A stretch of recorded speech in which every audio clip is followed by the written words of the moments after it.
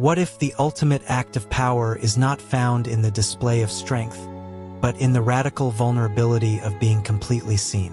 John Collier's 1898 masterpiece, Lady Godiva, captures the legendary Anglo-Saxon noblewoman as she rides through the streets of Coventry to protest the oppressive taxes imposed by her husband, Earl Leofric. She agreed to a staggering condition: to ride naked through the town at noon.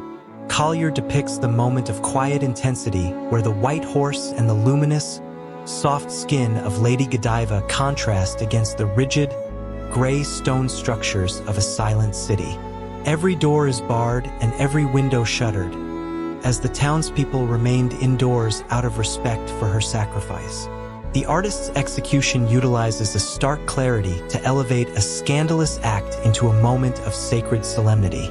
The subject's internal state is reflected in her bowed head and the protective drape of her long red hair.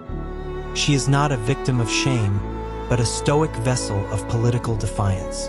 This creates a complex tension for the viewer's perspective, as we become the only witnesses to an event that was meant to be invisible. We are forced to balance our role as voyeurs with the profound weight of her moral courage, turning a moment of exposure into a shield of untouchable dignity. If we look deeply into the artwork, the nakedness of Lady Godiva is not an absence of clothing, but the stripping away of the ego and social status to reveal the raw humanity shared with the poor she seeks to save. The white horse represents the purity of her intent, carrying her through a cold, unyielding environment that demands a high price for mercy. Collier reveals a timeless truth: to change a broken system, one must be willing to stand before it with nothing but the truth of their own skin.